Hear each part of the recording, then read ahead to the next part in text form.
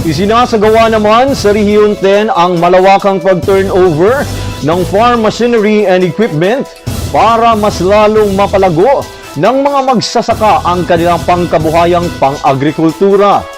Ang detalye, ihahatid ni Laura Probadora.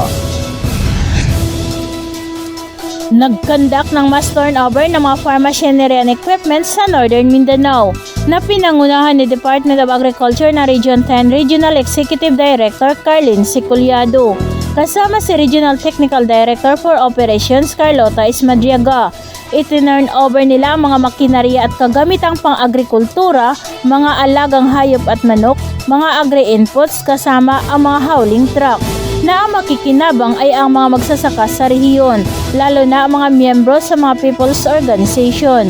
Nagpahayag din ng compliment si R.D. Culiado sa 4th Infantry Division Philippine Army sa suportang ibinigay sa departamento at sa kooperasyon nito sa pagpapatupad nila ng mga programa para sa whole of nation approach na Executive Order No. 70 na National Task Force to End Local Communist Armed Conflict.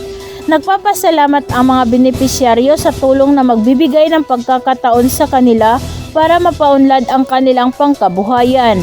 Nagpaabot din si RTD Madriaga sa mga magsasaka na himukin ang mga hindi pa sumasali sa DA's Registry System for Basic Sectors in Agriculture para mapakinabangan nila ang mga serbisyo ng ahensya.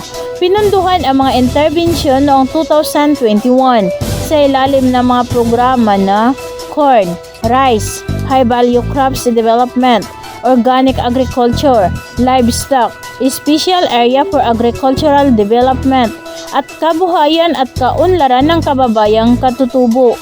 Mga aktibidad para sa pagpapaunlad ng sektor ng agrikultura sa buong rehiyon.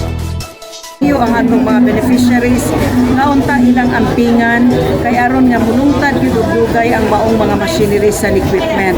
So kini siya libre nga gihatag sa gobyerno sa Pilipinas, sa administration ni PRRD ug sa administration ni Secretary Dar sa Department of Agriculture ug kani dinhi sa Northern Mindanao nga department. Tulo ka tuig nga nabilin apil ang 2022 so hangtod 2024. Katong mga association nga wala pa kadawat, napamuigsan sa tulo ka tuig. No? Laura Probadora, matatag, matapang, matapat.